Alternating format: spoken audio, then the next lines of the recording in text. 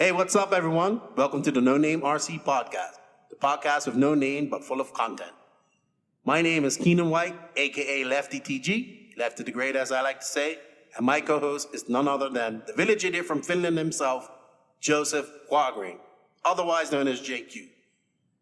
We decided to start this podcast to talk about off-road RC racing around the world, primarily focused on 8 scale, but we will touch on 10 scale when bigger events happen.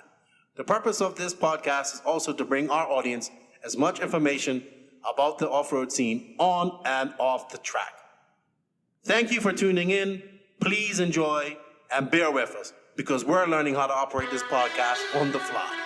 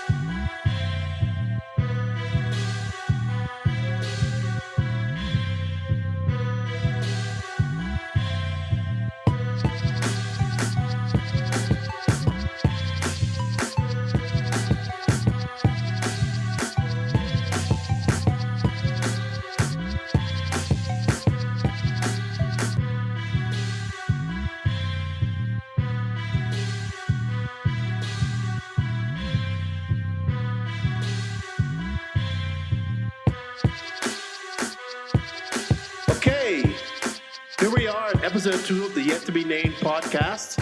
My name is Keenan, aka Lefty the Great, and along with me today is, as usual, JQ, my co-host, and tonight we have a special guest, the first ever world champion, American world champion, Greg Degani. Welcome, Greg, and good evening, Joseph, or good morning, Joseph. Yeah, good morning, Joseph. Well, good morning. Yeah, because, he now lives in the Philippines and it's 11 o'clock there. I don't agree with that, the great part. Well, Lefty's fine. You know what? I don't really care what you agree with, but to deal with you on a daily basis, someone has to be great. Right. Right. Anyway, what do you want to talk about? So, Greg, what do you want to talk about? Well, we have the Worlds coming up starting next week. Joseph, when are you heading out to the Worlds? Yeah, where are you going? The third. I'm actually missing the first 3 days because there's like 2 months of practice. Yeah, you're so good you don't need to practice. It's pointless, yeah. Basically, I'm so good that I don't need practice. I know my skill level. I know what I can do. And practice isn't going to change that. Sounds like a built-in excuse of you suck, you can take it as suck. No, I'll do the same regardless. Well, we know that, but I'm just saying. So, Greg, what do you think about this extensive practice schedule? What do you think about it? Do you agree with it or what? I'm all for it. I know you like a lot of practice. So. Yeah, I like a lot of practice. Lots of practice. Didn't you go down in 2002? Didn't you go down to Uruguay, like not even for a warm-up race, just to go practice or something? Tell us about that. Yeah, me and Chad Bradley flew down a month before the Worlds and was planning on staying a week, but we did stay for a week, but we only got maybe 3 days of practicing because it rained a lot. But, yeah, practice is definitely good. You got to get an advantage when everyone's so similarly competitive. I think it's good. I actually think that the extended practice is going to be a huge help to Americans because obviously they're pretty hurting this year. And, compared to, Ronald Falk and these Europeans and the Italian kid, they're really fast. I mean, if there was, I think, a normal Worlds with just like, what do you normally get, like 3 runs? I think the Americans would really be hurting. But I think now with this extended practice, they're actually going to be able to be competitive at this race. Where before I thought they were just going to get smoked, I think they're going to be a lot better as far as maybe winning the race. No, you're completely opposite of Joseph. You once told me, even though they have a different layout, it's good to go down there and learn the dirt, even if it isn't the same layout. How much help do you think guys like Ronnefaulk and Battier that did go down there? Did Tessman go? I can't remember, Joseph. Did he go to like a club race? Yeah, I think so. To like the club race that they had down there, and Ronnefaulk won, I think. How much do you think of an advantage that gives the Europeans even more? I don't think it's really going to give them more of an advantage. I mean, considering that there's that much practice at the race, I mean, it's going to give a slight advantage, but I mean, it's they're going to have an advantage no matter what. I mean, these guys, that's all they do is race an A skill. I mean, yeah, they're racing electric here and there, but they're not really concentrating on it. I mean, you look at the American guys, Cavallari and these guys, they're all married and buried now. They're really not paying attention. They're not really focused on it. I mean, they race so much 10 scale too.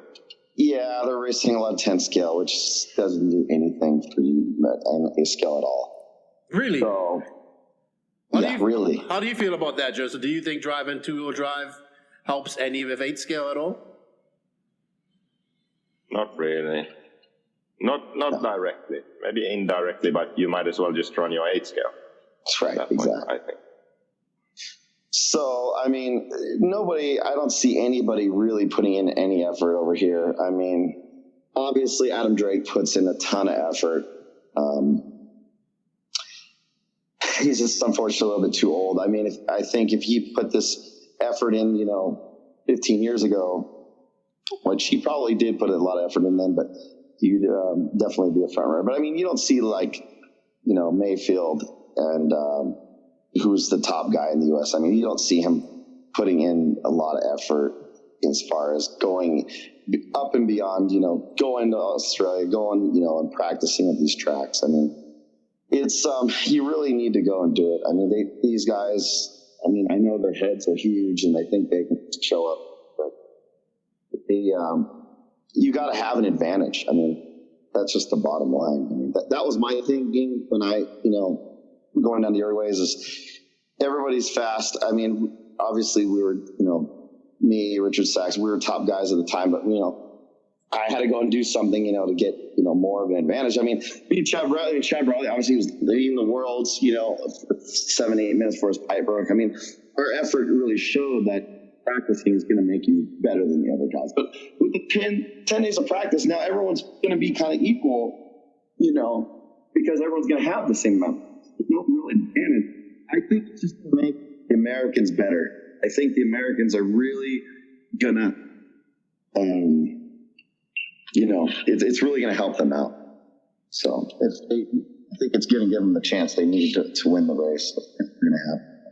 Well, because you feel like they go into the race less prepared than Ongaro or Ronnefaulk or Robert, because they haven't been. Yeah, I mean, not so much prepared. I mean, just stick time. I mean, just, driving time up with the A scale in that, I mean, what have these guys been doing? I mean, really hasn't been any races really around here. I mean, you got, a couple races here and there, but nothing, hour-long practice, we don't do any hour mains in America anymore, everything, even the Roarnath, I think in 45 minutes, not mistaken. Yeah. It used to be an hour. I don't really know what's going on. Like I told Joey from the dirt, I said, he's got the, the Truggy main 45 minutes, and he's got the Bucky main 45 minutes. I go, that race would have been a lot better if it would have been an hour because, obviously, David caught up to, I'm sorry, not David. Battier. Robert. Battier caught up to Ronnefaulk, and probably, who knows, he may have won the race if it was an hour long. I mean, I think he probably would have won the race. So the race organizers are in not on drivers for these Worlds mains. I mean, the difference between 45 and an hour is huge. That is such a huge 15 minutes when you're actually in that situation. I mean, it's a huge deal. That people don't think it's a big deal. It's huge. I mean, it's really a big difference. Half hour to 45 is not a big deal. 45 to an hour is huge. So I said to Joey, I said, make the main for A-scale buggy an hour and make the truggy main 30 minutes.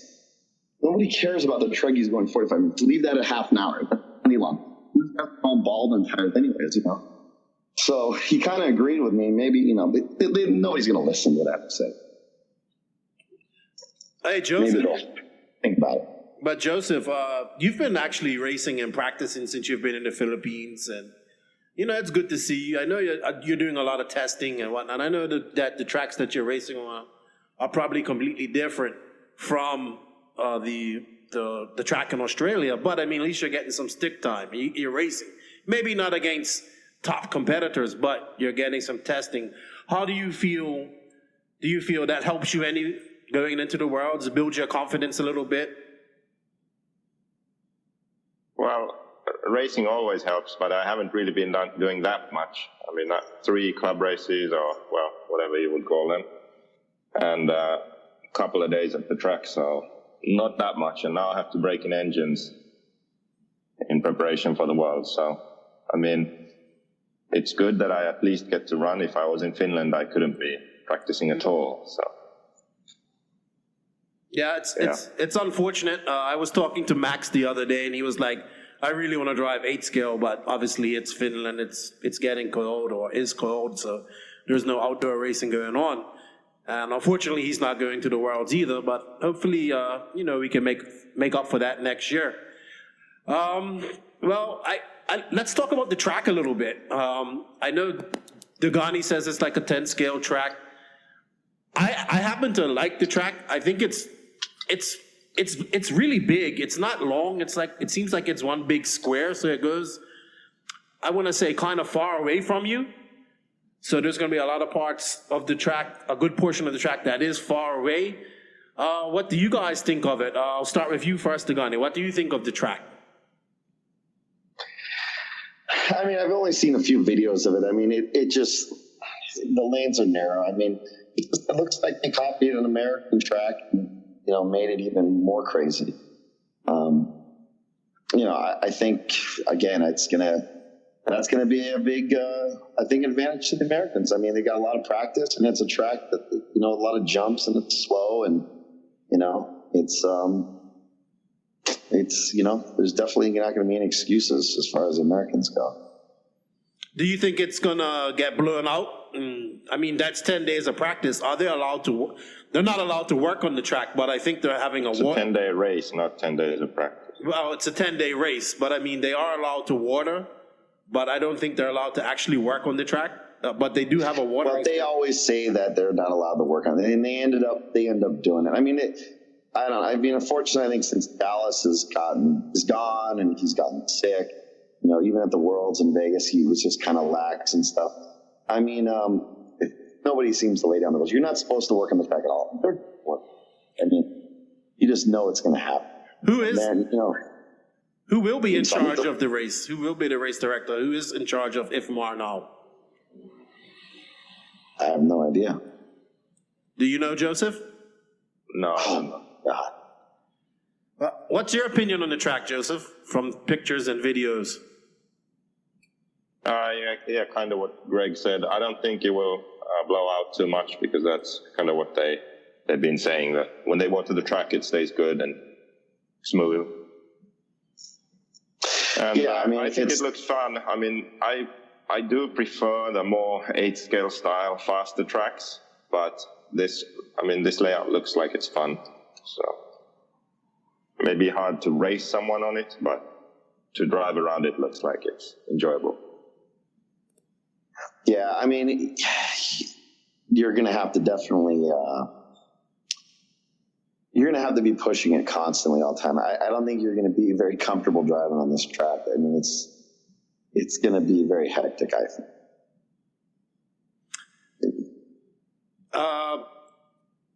Something else I noticed about the track is, do you think they're using the ship rope as for lane dividers to mark out the track? Do you think that would make any difference from pipe?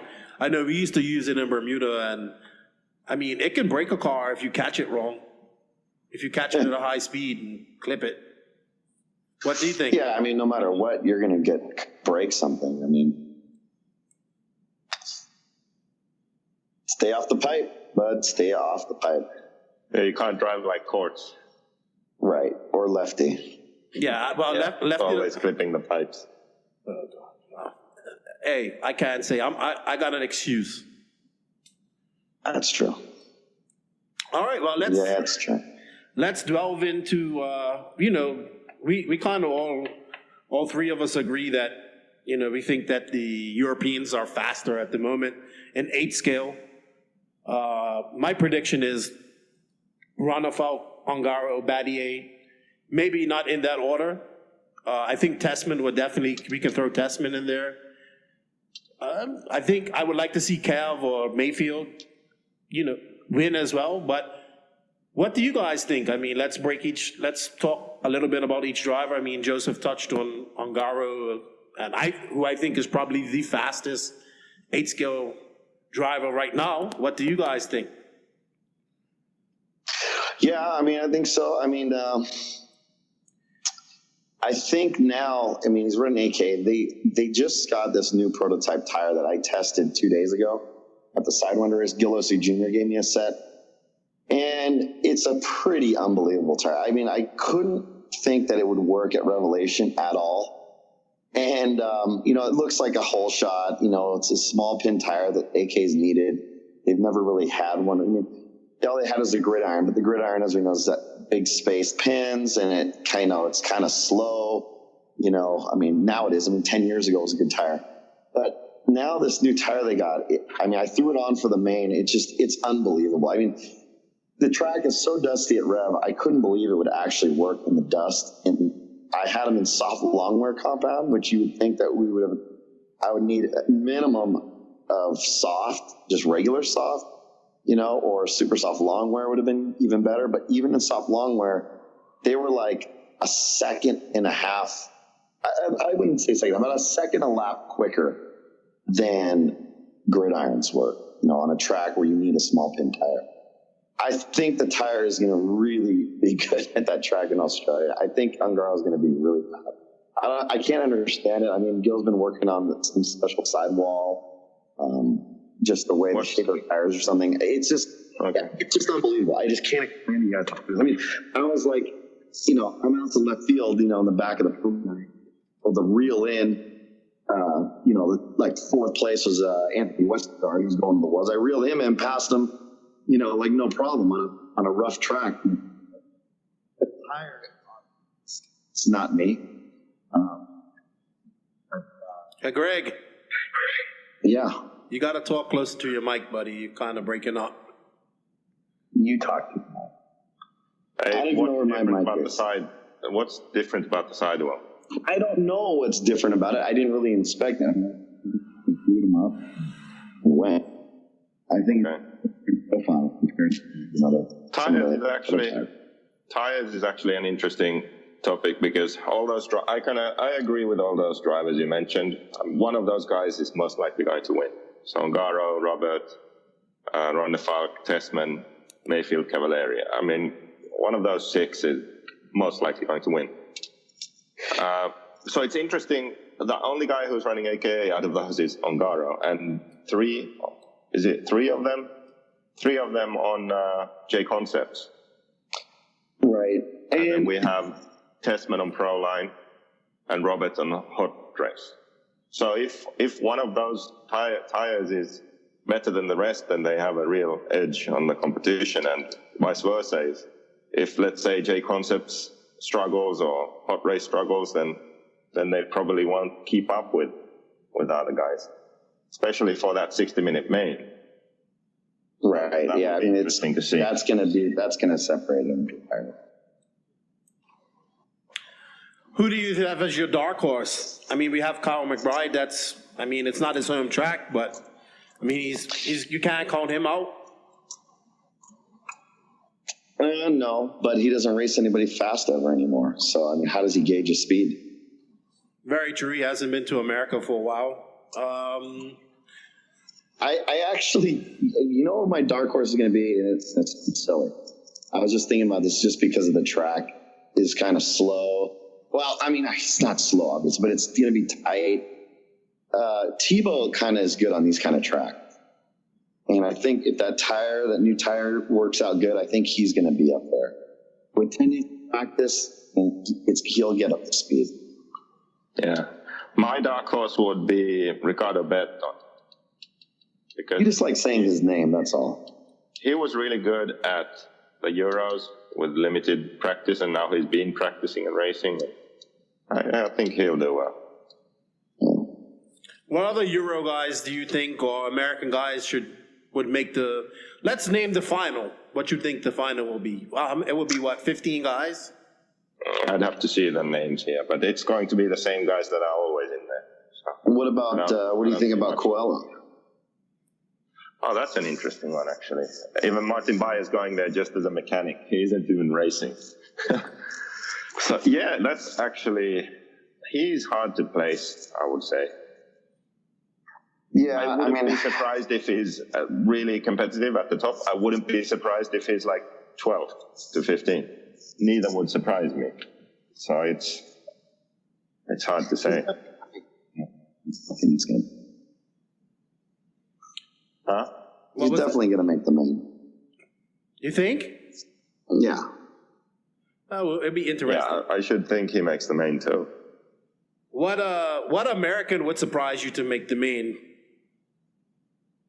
Would surprise me to make the main? Yeah. Adam Drake. Really? How about you? Yeah, I don't know. I don't think he's made an A main in the Worlds. I'm not sure. I could be wrong. I think he made the main in Thailand.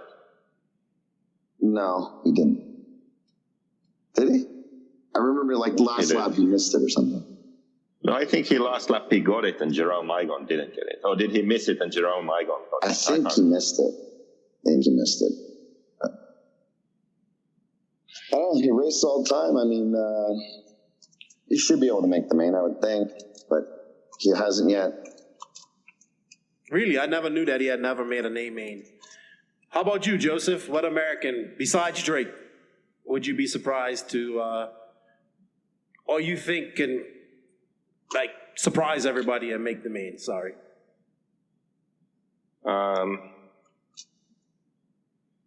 Maybe Cole Ogden. I was thinking about Cole Ogden, but then I was thinking, like, is that a surprise? I mean, yes. He should be making it. He's fast enough, but he's kind of inconsistent. Sometimes he's fast, sometimes not. So it's tough for him to go long races without blowing up. Right. Tough for him to keep his concentration. You might just go crazy or something. How about your predictions?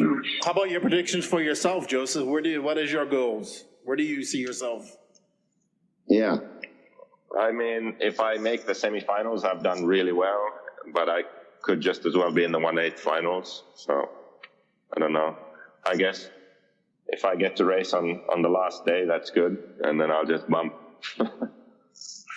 I think this track might suit you because it's like more of an American style track, and that's the type of tracks that you've been doing well on lately. So I mean, you was doing well at DNC until and leading up to DNC, you was doing well there in California, and people can say, but you was pretty fast once you got your engine issues sorted in Nitro Buggy. I mean, you was fast in E-Buggy, you was fast in Truggy, and I think this track really suits you. I mean, you was fast at Southern Nats.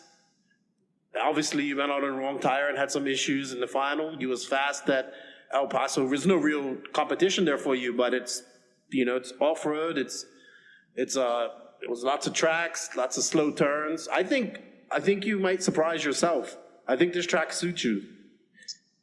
I think it all comes down to if I can get everything working correctly. Like my engine works fine, the tune is right, no issues. Like when something's off, then I can't compete. But if everything's working right, then yeah, I can do decent, I think. And you're going to have to not crash and make mistakes, because when you're getting to be your age, you can't recover from a mistake and just make up a fast lap time to make up for your mistake. So you got to be perfect. Yeah. It makes it really hard. So you're just going to have to be perfect as far as that goes. You cannot crash, and you can't do anything to do, but where you see these other guys, they'll do that stuff all the time and still can come out and do a faster run. Yeah. It will definitely be interesting. I think they're going to have live coverage as well. I think the Australians are doing it. They're on their own. I don't think Live RC is going to be there. I think they're going to use Live RC's programming. You heard anything about that, Joseph? I just heard that the locals will do it. I've got no idea how the coverage will be. It wasn't too bad for the, I guess, the warm-up race that they had. It was actually good. The guy who flew over and called the Worlds with Live RC in 2016, he actually does a pretty good job. But it's not going to be those English guys are the best. No, those guys, they only do EFRA stuff in Europe and RCGP stuff. So what about watering the track? What are your thoughts on that? Because I just think for a Worlds, we have 3 days of qualifying. We get to drive twice a day. It's basically half of the race. It's just such a shit show when they water the track, because no matter what they do, it's not fair. Yes, they can say that everyone gets a wet track, but if you get a wet track in the morning, it's way different than if you get a wet track in the afternoon. So it's just, I'm not a big fan of that. But what do you think? Yeah, I don't think any of these races should be watered. Just let it go.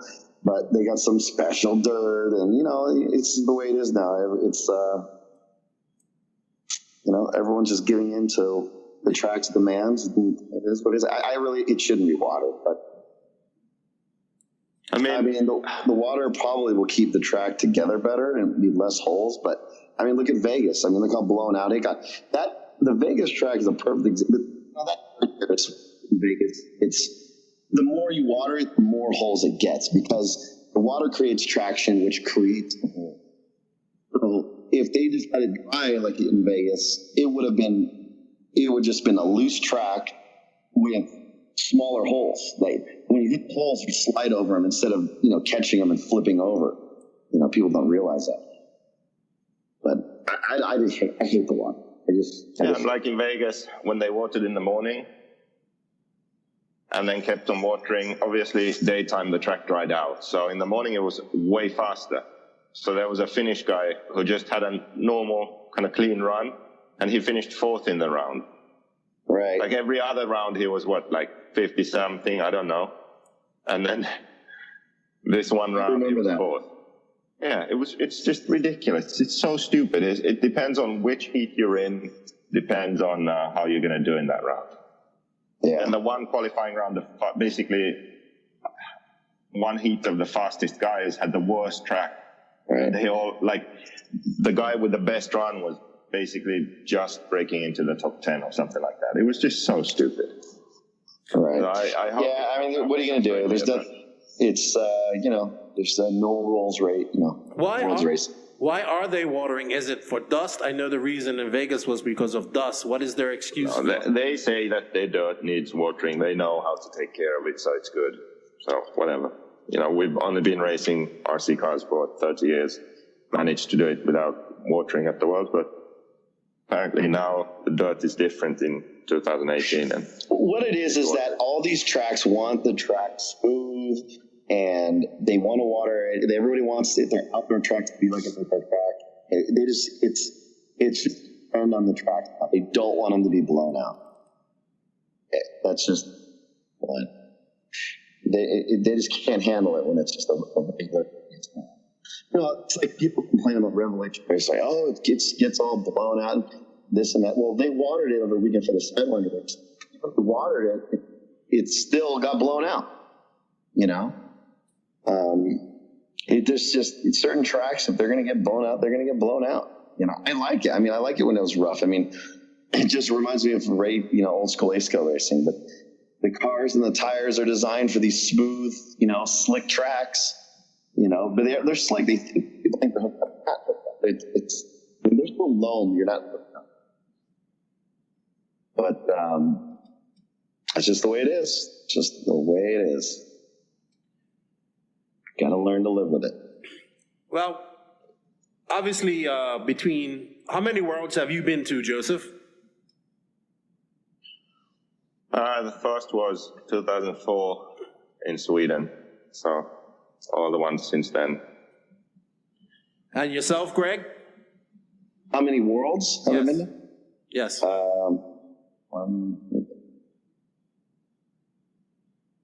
When was your first Worlds? God damn shit, I'm counting. Well, 98, 2000, 02, 04, 06, 8, 10, 12. 12, You and the one in Vegas. So I've been to 9. Out of all the Worlds that you've been to, besides the one that you actually won, what was your favorite? I would say your favorite track, favorite event. Like how the dirt it was and just how the track was and the event in general. I mean, it's hard to say. They're all pretty good. You know, they were all good because they didn't adhere to American rules. You know, I mean, the 98 one in Portugal was all blown out. The water, it was a very high-speed track, probably the roughest track I've ever been on to date. 2000 Worlds in Vegas was good. They didn't water. The track was fine. 02, obviously, they didn't water. Track was fine. Well, they rained in the beginning of the week, but track was fine. I mean, the tracks are so big. These tracks are so big, they don't really get a lot of holes. Like, I'd say 2000 was a little rough.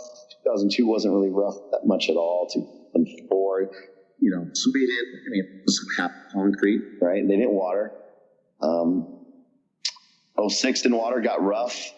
But again, we just you would kind of slide over, the rough stuff. I mean, it was dusty and blown out. And, I kind of like all the tracks because it really, when they leave the tracks alone, obviously it's going to be good because you can just dial your car and have what goes on. With the way that it's set up now, it's just tougher to do. It's just really Thailand, obviously that track's all got, motor oil in it, and it was pretty much the same for the whole race, right? You never heard any complaints about, the conditions at any of those events. It never came up one time. 2012 at Argentina, no problem there. Track got rough. Wasn't that rough, all tracks weren't watered, just like a normal A-scale Worlds. Now these everything's like they want it to be like indoor smooth conditions. It's just how it is. I mean, kind of like 14 was Italy on concrete, then was Vegas. Not rough, water. Then Vegas, Vegas was a nice change. It kind of was rough again. How about you, Joseph? What was your favorite World? What has been your favorite World so far? I'd say I like Indonesia Worlds a lot, Thailand Worlds, and Vegas Worlds. I like those three. What's your best finish on the Worlds? Probably that Indonesia track was the best. It was huge and got rough and true motocross. I like that. Yeah, that was a true driver off-road track, sure. Yeah, and the event was also good in the hotel. I liked it also because almost everyone stayed at the same hotel, so you would then hang out at night and race during the day. So that always makes it more fun whenever everyone's together. Whenever we're spread out, it's right. Just like fun event. And that's how it was in basically 2000, 2002, and in 2000, 2002, I should say. Vegas, everyone staying at the hotel in Vegas. 02 in Uruguay, everyone stayed together. Yeah, or spread out, I think, in Sweden. But they're all good events. They're all good races. I can't say I've been to a Worlds race where it was not good. I think that the one that I've ever been to was really good. Interesting. Joseph, what's your best finishing position at a Worlds?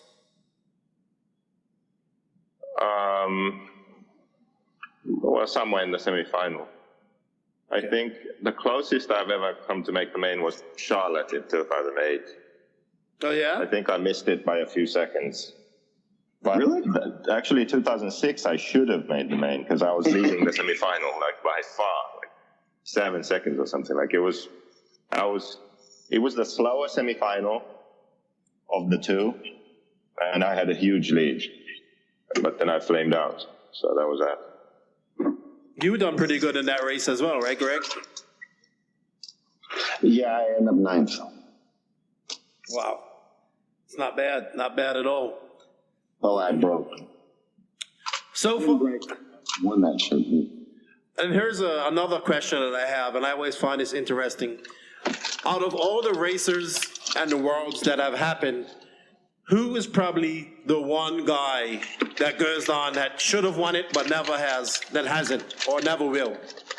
Well, Ag won. Yeah, that's easy. Yannick. Do tell. He should have won too, right? Well, yeah, if he didn't flame out in 06, or if Marshall flamed him out in 06 when he went upside down, he would have won that, obviously. And who's to know? I mean, if I wouldn't have broke, maybe I would have caught him. Who knows?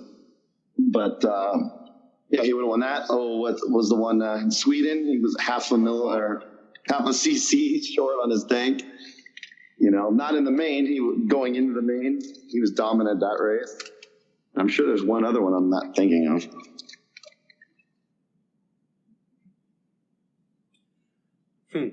Miguel Matias too. Yeah? What was his bet? What worlds was that he should have won? Well, after Yannick was out of the final in Sweden, then Miguel should have won, but he flamed out. Oh, you did? I didn't know that. Or was Vega leading before that? I can't remember. Vega was leading. Maybe Vega was leading. I can't remember anymore if Miguel was leading first or if Vega was leading. Vega was leading by a mile. He broke a servo and then he was crying in the pits. Yeah, okay, and then Miguel was leading, and then he flamed out. Okay, maybe it's that way. Maybe, I don't know. Don't know. But wasn't he fast in Portugal too?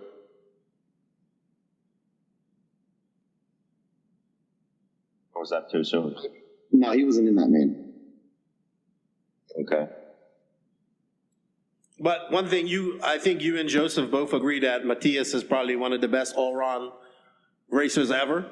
I've heard you both say that.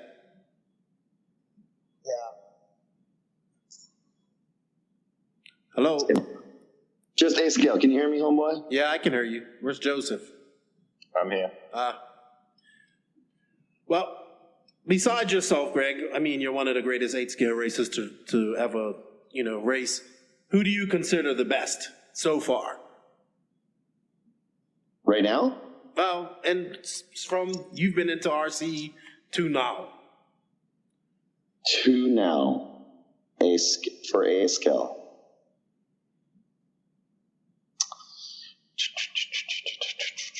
And you think as well, Joseph, because you're next.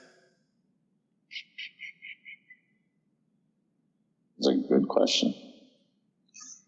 You go ahead, Joseph, if you have an answer for that while Greg thinks. In 8 scale?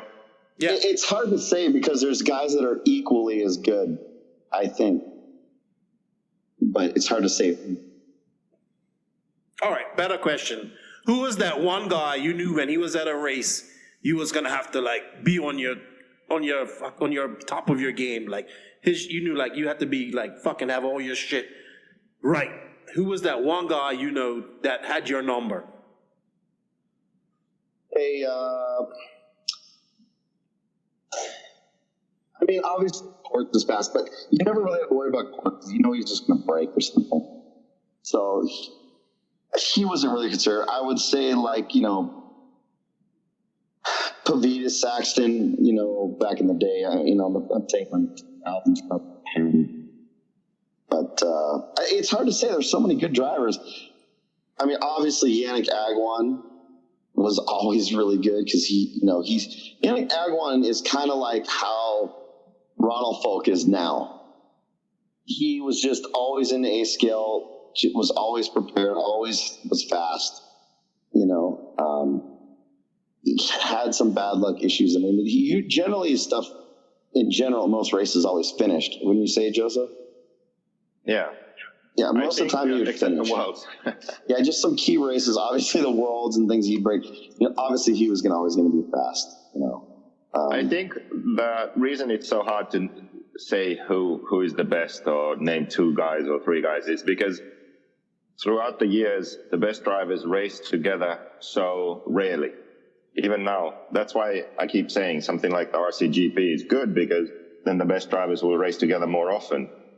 But when you get the best drivers together once every 2 years or twice every 2 years, that's not enough to really determine who is the best. You know, you had Pavidis, for example, in America, Saxton, Courts, Degani, Chad Bradley at one time, and then you had the Europeans, but they didn't race together that much. So yeah, you had the best Americans, and then you had the best European. But to compare them is hard, because you would only go off one race every 2 years. Right, yeah, that's true. Yeah, we don't have a million races like we do now. You know, we'd go over for some warm-up races and, you know, maybe some Kyosho Masters and things, and even then we're just racing against other Kyosho drivers, you know. So it's hard to say. Really. Joseph and I touched on. I mean, it's not like you could say, like in ASCA on-road, it's Kalari is the best ASCA on-road driver ever, right?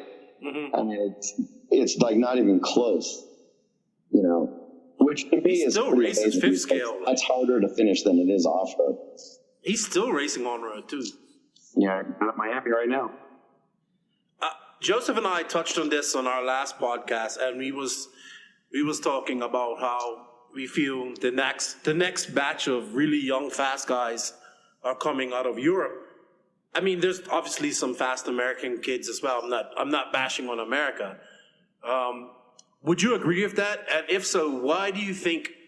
I mean, you touched on it saying that they don't race 10 scale, but there's got to be some other things that they're doing that's making these Europeans faster right now. Talking to me or Joseph? You. Both of you. What? Well, I don't really know the reason why the Well, I don't really know what's going on in Europe because I'm not there. But obviously, I would think it's because the tracks are more accessible. Maybe that there's just... maybe they just race on more conditions that are more competition orientated. But like in America, it's hard for these guys to really get faster because of all the way the races, like in America, I think you have limited time on a race type condition as the way the watering is and things like that. So you only are really competing, or you're only really knowing how fast your stuff is when you're in those conditions. Where I think in Europe, even practice conditions the same as race condition. Does that make any sense, Joseph? Yeah, I kind of agree with that. We can go to the track in Europe, like in Italy, for example, and the track's exactly the same as it is in the main. And you can practice on it all day. Right. It could be, weeks ahead of time. And then here's another thing. And then not only that, you guys, they're in Europe, they're not changing the tracks, but like once every year or a couple of years probably, right? Mm. In America, these guys want them changed every 3 months. So there's no way for these guys to really dial their stuff in good when the tracks are consistently changing all the time, constantly.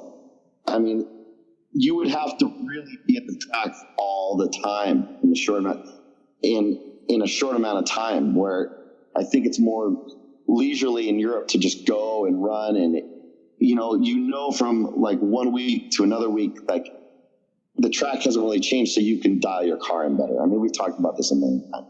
That's the only thing I can imagine is the real reason behind it. But then the Europeans have been coming over. I mean, look at DNC. It was a Ronafal, Battier, Testament. I mean, Max came first, and I've never driven on an American-style track. Do you feel that the tracks in Europe allow for, you always tell me that corner speed wins races, and a lot of American tracks are point and shoot, like 180, a triple. And jumps are fun. They look nice, and I love jumping. It's great.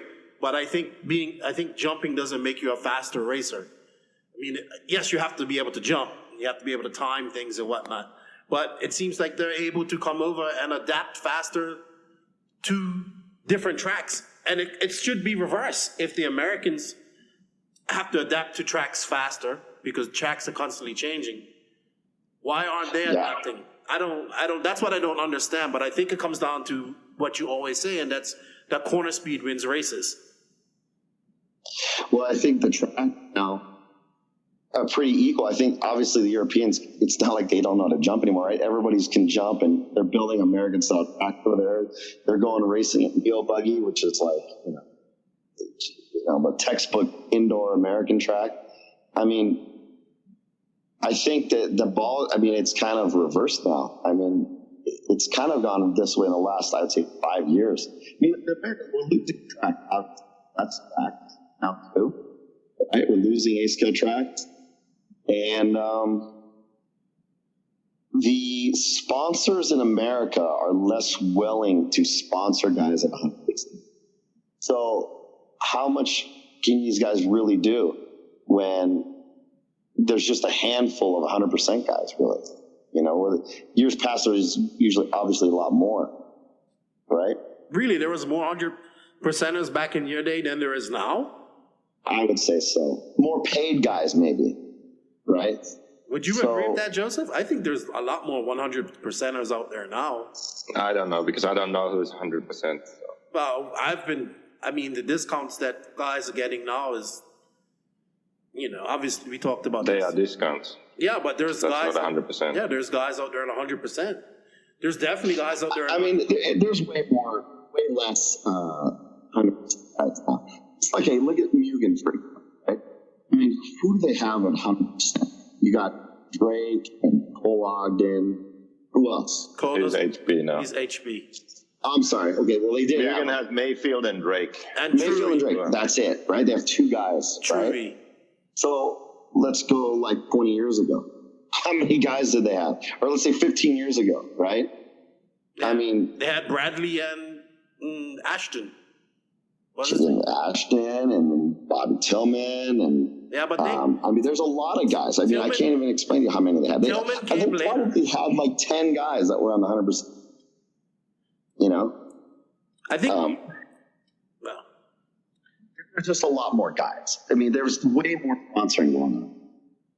Way more. Now, Kyosho's always been at 100%, but they had more paid guys in there, right? So who was on Kyosho? Vitis, you, Courts? Vitis, me, Courts, Richard. Chad Bradley was at one time, but Wheeler. Josh Wheeler was Kyosho. Yeah, there was just a lot more guys. There's a lot more 100% guys, a lot more travel teams going on. These guys, the companies now are not paying for guys to travel the races. We traveled all over the place. Even when I raced for Associate, we were going all. It's just not the same now. It's a different economy, different world now. There's a lot less money being spent, I think, travel-wise and team-wise in America. And that's why I personally went away from American teams. I've never been on American. Greg, you're breaking up. Can you hear me? Yep. I was on American team for Associate for a couple of years. And then I left and went Kyosho International. So, I was on the Japanese team that was a kind of unlimited budget. Right? And when that came over to move to Kyosho USA, I knew that was going to go down the hill. So, and Propel had like kind of an unlimited budget. We'll go wherever we wanted to do, right? Joseph was on Obal. Yeah. The companies that are into the racing are going to do good with their drivers. It has to start at the presidential level. And it trickles down. Daimler, who owned Hobal, he was all in the racing. He paid me in Courts. He paid for Joseph to go travel. We went into the Worlds in 06. We had, if Joseph would have made the main, we would have had 3 cars in the main, and there were like 6 in the semifinals, I think. Yeah, there was a lot of Hobals there, The whole team was in the semifinals, I think. Yeah, it starts at president, the owner level of the company is down. If you're not into it as much, it's not going to be good for the team. And yeah, maybe a lot of the companies, the guys who run them now are just kind of jaded, old, they're over it, so they don't care as much. I mean, TLR is all corporate, associated, the guys are kind of over the hill, maybe they don't care anymore as much. That's a perfect example. I mean, who does TLR have? Right? You got Dakota, who's buried and buried, and yeah, he goes fast though. He's not going to, make that bad. Oh, hey, good luck, good, but how much can you do? I mean, it's start at these guys. I mean, if Dakota was going all over the place, international races and was into it, he's going to be a lot faster, right? He can only go as fast as what the company's going to send him to do, right? I mean, look at Rolf. He's got an unlimited budget, right, with HB, and all his sponsors. He's going all over the place, right? Yeah. He's fast. Same with the associate with the kid from Italy, right? I mean, he pretty much can go and do what he wants. They're putting the money behind him, and then the results show. He's fast. He's going good. But some of these guys, they have to want to do it, right? If a lot of these guys, what I see with American guys, I see there's a lot of settling. They're getting paid. There's no incentive to do better. I just don't see that. I don't really see that with them. I mean, I really don't know. I mean, Mayfield's got a huge heart. I mean, if he wanted to win this Worlds, he would have been over there. He would have moved there for 6 months. I mean, you got to do what you got to do. But, I tell these guys this all the time, they don't listen, what are you going to do? They're going to get all these races, they think of them as the same race. Like the IFMAR Worlds is no different of winning that race as it would be winning the Silver State for them. It's just another race that they don't put an importance on it, where it really should be the most important race. Right? Yeah, I agree. I think a lot of focus is being put on 10 scale as well. I mean, they got to race. Well, that's the thing. They got to race that. I mean, I was telling Joseph the other day that these stock guys that are racing stock, they're like pros, but they're stock racers, and they're getting paid good money from the motor companies to go all around America and race stock. And if they win, they get like a percentage of sales and stuff like that for a month after their race. So I don't know, man. I think 8 scales. Nitro is the glory, but I think 8 scale is probably at a low right now compared to how it used to be in the early 2000s, late 90s. I think it's going to come back. I hope it does. I mean, it should. Nitro cars are easier to keep running and easier and tougher than they ever have been. But I think the problem with Nitro is that we have e-buggy, which makes it easier, just plug and play, and it clears every jump. And I have nothing against e-buggy. I like it. But Nitro kind of requires 2 people to go to a race and go to a track. But right. I think... Well, like we had the Side 1 race over the weekend, and we didn't get a lot of pros there because everyone's getting ready for the Worlds. We had like Colin and Dakota there and stuff. But, what I noticed is it seems like a lot of the races, there's a lot more like your average Joe racer at the track, right? And less pros than ever at the races, in my opinion. I mean, I can remember when there was just tons and tons of pros going to the race. Now it's just because they're always at some bigger race. I went to PMB this year. All the top guys are there. AMS, I think all the top guys are there. Obviously the nationals. Yeah, but look at like all, right? I mean, maybe all the top guys made the main, right? You had, what is it, 15-car main there, something ridiculous. I mean, it's not like the B main is a stacked field. Now, 15 years ago, the B and the C mains were ridiculous. Now it's just like whatever pros show up is going to make the main. There really isn't enough fast guys to trickle down into the B and C mains anymore. Very true. Very true. It's definitely, but I think that's It comes back to what you said too. They're not paying the guys. They're actually going to pay them. Like I think less guys are going to get paid to race unless something happens to the industry. And right. Yeah, I mean, there's not really anybody getting paid a lot of money, and then just the guys that used to get paid to travel. I mean, a long time ago, we used to have a lot of guys that were just paid to travel. They didn't make salaries, but they got paid to travel. Tillmans, the Michael Sherlins, there's just so many. Josh Wheelers, there was just a ton of those kind of guys. You know what? I think the difference is that I feel like when I started, it was more like a hobby, and people put in effort regardless of how much they were sponsored or if they were paid or not. Now some drivers, they choose to go to a race if they're paid or if they get a bonus, or they look at that side instead of the racing aspect. So right. The effort is dependent on the level of support you get, where before the effort was there, and then whatever happened after that was secondary.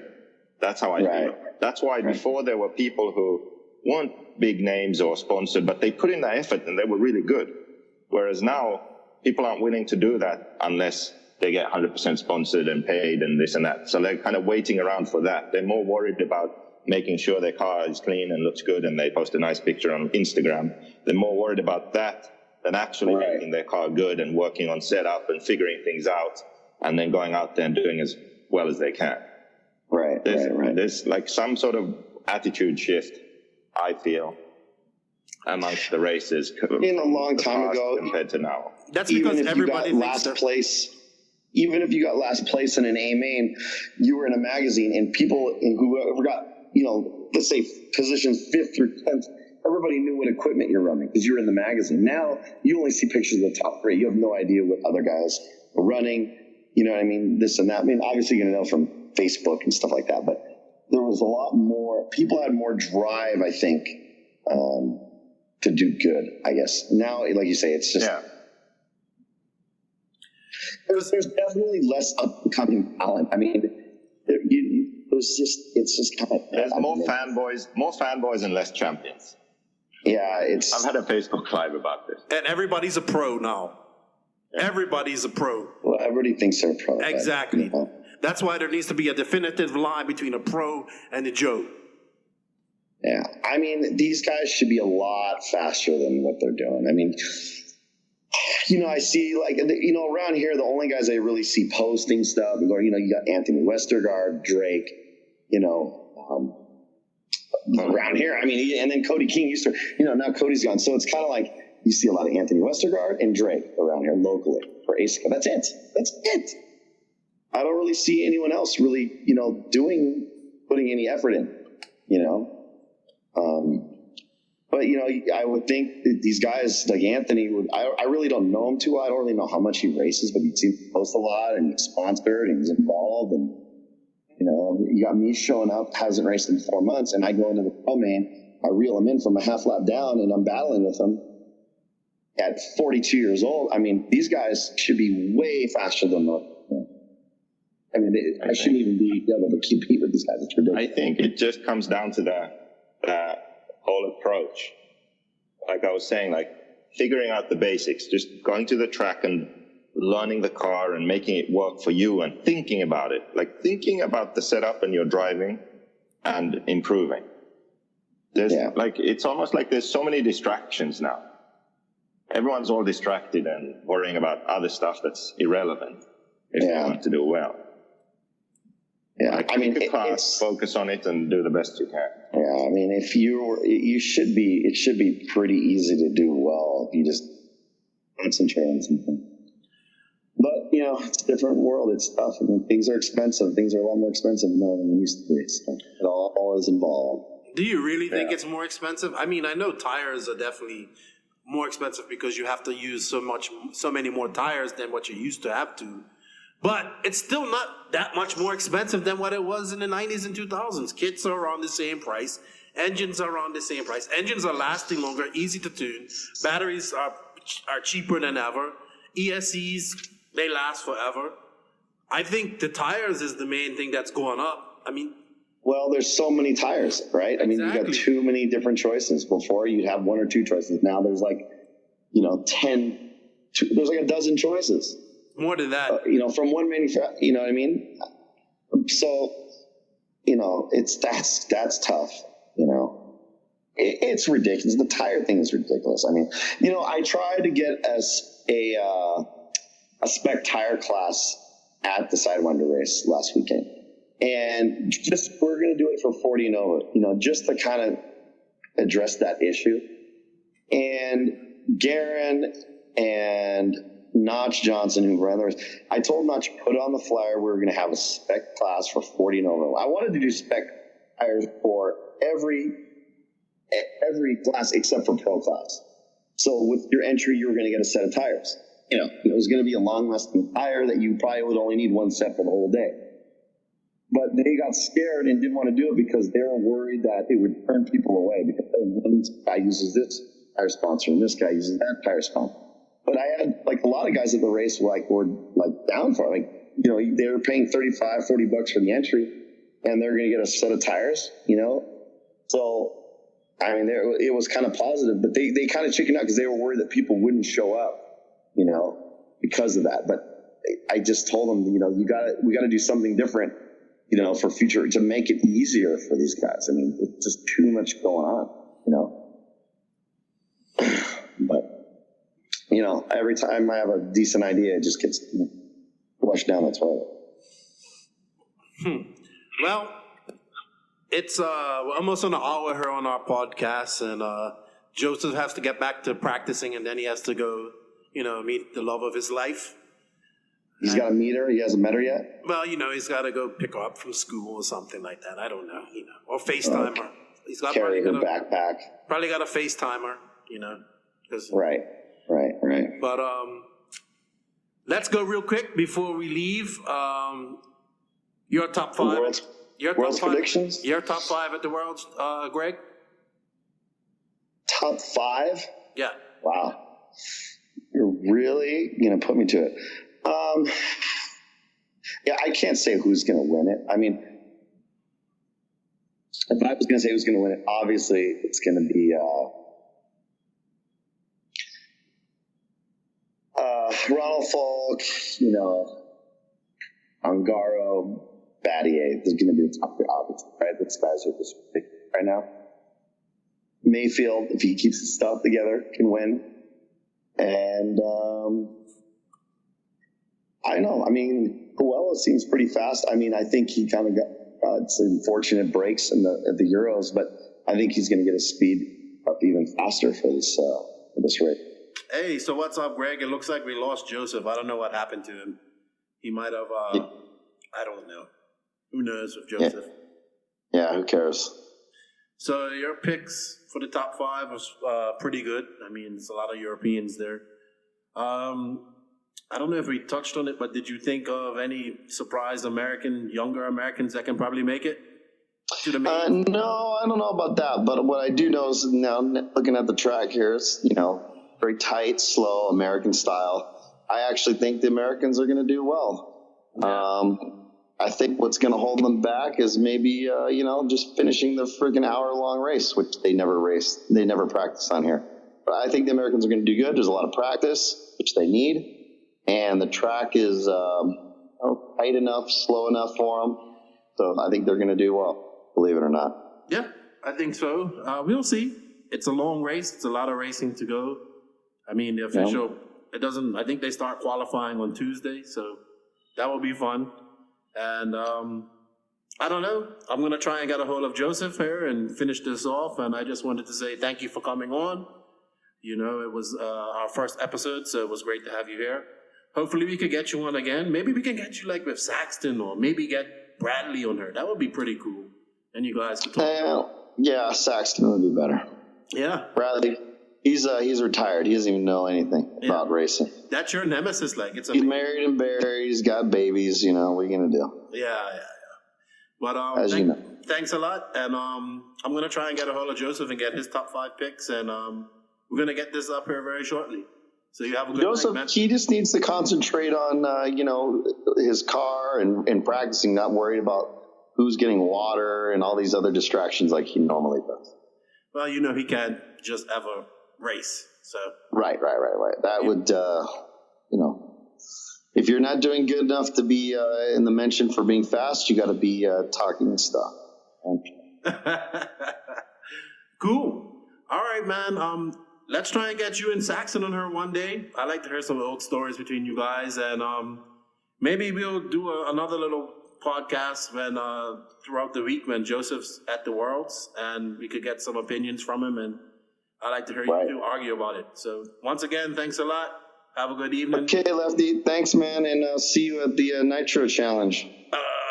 Yeah, we'll see if that happens. See, you're going to drive the van from the East Coast over here or what? I don't know. That's up to Joseph. Right. All right, man. Have a good evening. All right, buddy. Bye. Greg Degani, everybody. First American World Champion. Hey, Joseph. We lost you. You come back. What happened to you, man? What's going on with that third world internet you got over there in the Philippines? It's not the internet, it's my phone. You see, you can thank Steve Jobs for this. His awesome design where if you plug in a headset, you can't charge the phone at the same time. Well, you can if you have an adapter like I had. Why do you need an adapter? I thought this was the best phone in the world. I mean, it does suck. It really does suck. It's so stupid. But it's still good. It's still, I think, the best phone. I really like my iPhone 7 Plus. Time to upgrade. So... Yeah, you're welcome. Yeah. Hey, you gave me a phone as a Christmas bonus because you knew my phone is what I work on the most. That's like me giving my wife a mop and a broom and saying, Merry Christmas. Here you go. You like to sweep and mop. There you go. There's your Christmas gift. This Christmas, I'm trying to find you a brain. You know what? This Christmas, I'm trying to find you a filter. Oh, wow. Anyway, so what's up? We're just finishing off. I thought we were kind of done. No. My phone died and I was done with this. No, your phone died, you went charge it up, and then you went run some laps and get your new world set up. So, what do you still want to talk about? Yeah, let's talk about Degani. I wanted his top 5, and that's what I was asking you. Give me your top 5 predictions real quick. Go. Okay. So I'm going to go with, it's so hard. It's so hard. That's what she said. I'm going to say Ongaro wins from Cavalieri in second, Ronefalk third, Robert fourth, Mayfield fifth. That's a good top 5. Yeah, Tessman, the Lord was just not on Tessman's side, and something falls off his car. That's why he's not in the top 5. Like, he's in the main, he's doing well, and he just finishes like 10th or something. But that doesn't really happen. Same with Tebow. I think Tebow will be up there, but then he'll just grenade something up his car. That's basically what I think will happen. It's definitely going to be interesting. This is my favorite race.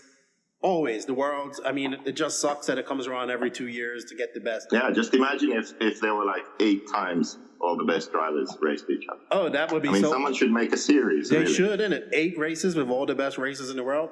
Who would be brave enough or stupid enough to do that? Yeah, I think it would be fun, instead of once every 2 years. It sucks, man. It'd be some good racing. Yeah.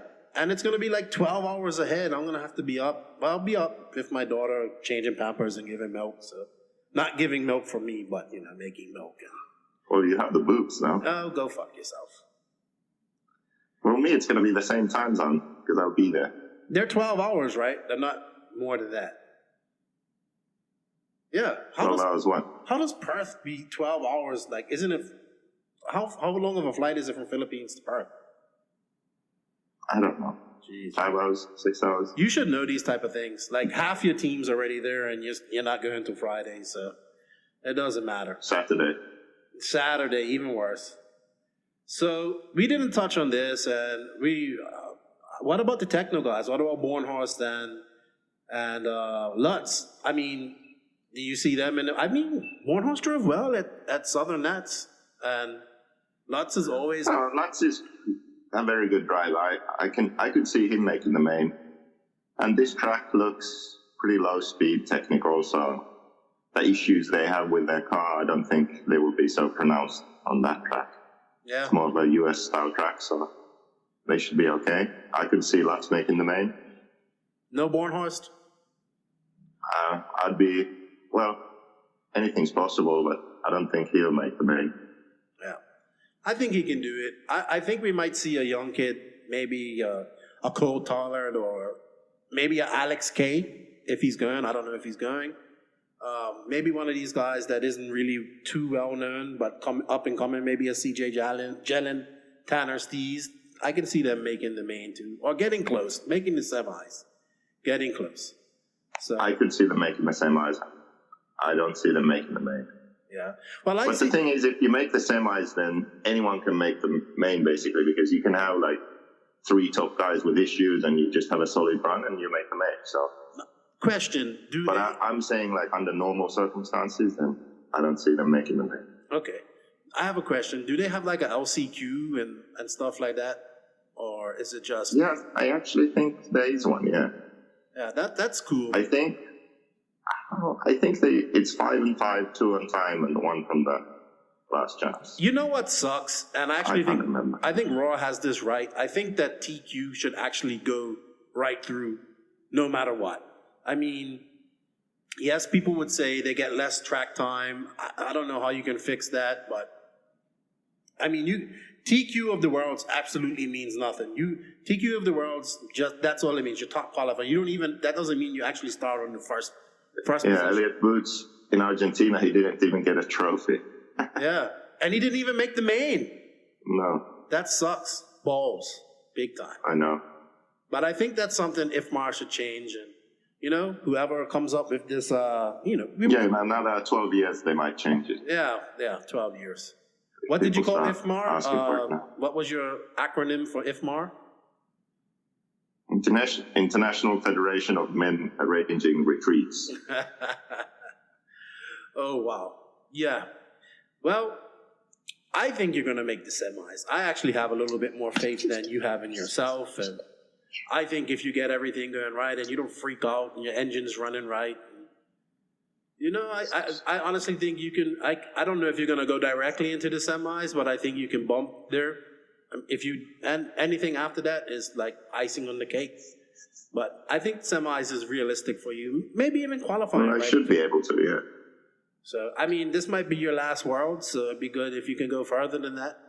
Would be awesome. It would have been nice if you would have had like Degani or a mechanic over there with you. So you're going to be kind of busy just with you and the other guys that are going to be there. But I think it's going to be fun.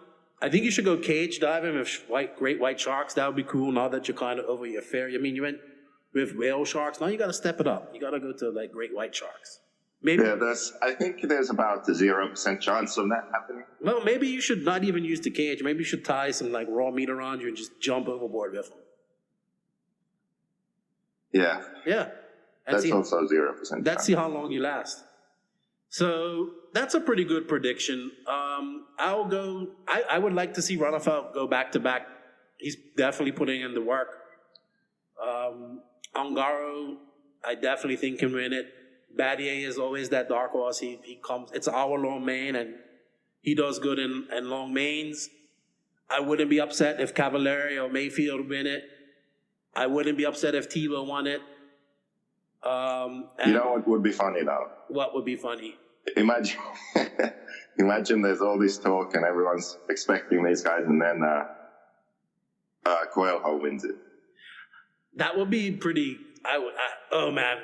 The Portuguese guys would not stop. Like we would never hear the end of it. Like Salty Joe would be like, "I told you, Coelho is the best ever." Because Salty Joe loves Coelho as much as he loves Cavallari. Yeah. But that's not impossible. It would be awesome. No. I mean, he's definitely talented. Definitely, he didn't run the Worlds this weekend. The 10 scale. I did ETS. No, but they had the 10 scale sedan, 200 millimeter sedan. I know, they did it Euro Touring Series instead. Really? I find that so crazy. Like, that's amazing. Well, there's probably no money in Nitro on road, and Infinity bought all the drivers, so X-Ray's like, we're not going to spend money on that. Probably. think it was like 150 entries. No, 150 drivers. So I don't know. I can't watch on-road too much, especially 10 scale touring car. I mean, it's fun, but give me 5th scale any day. Oh my God. 5th scale. We're definitely going to have to end this now. Nah. So what else is there? Nothing much, man. I'm just really looking forward to this. Maybe we can do a little 30-minute podcast while you're there. I know it's going to be difficult. Yeah, maybe after practice, before going into qualifying or something like that. Yeah, but that would be awesome. I'm looking forward to, they always pick you to do the like walk-arounds and stuff like that, so that should be cool. You make that fun, and I think you're going to have a blast, man. If Neil Buggy Phil is going to be there. I wonder too. I hope so.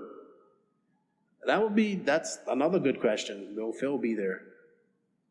I'm looking forward to it. I really am, and I can't wait to watch these guys race, and I can watch them race 8 times a year, hopefully next year. Track looks good, weather looks good. Yep. I wonder if you're going to see I'm staying with Anthony Westergaard.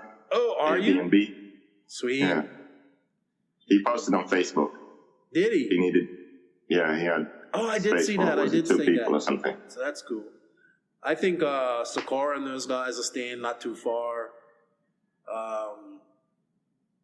Bro from Malaysia's coming. He left. He leaves on Monday. So it's gonna be awesome. Well, it is Monday now. So yeah. He left today.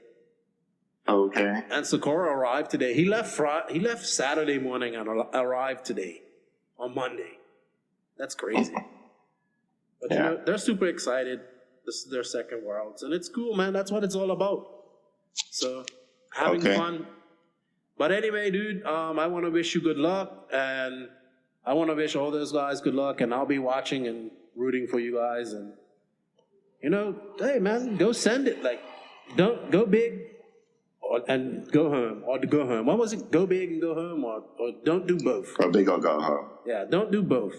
Just go have fun and, just get in the zone, man. You can do it. No problem. Cool. All right, dude. Well, thanks for your time, and let's get ready and do a podcast while you're in Australia. Okay. While you're drinking some Fosters. I hate Foster's. It's good beer. It's good beer. All right, Terrible. dude. Take care. Talk to you later. Thanks. Hey, guys, what's up? That concludes our podcast for tonight. Thank you for tuning in to the No Name RC podcast. Continue to support us by going to our Facebook page, dropping a like or a share.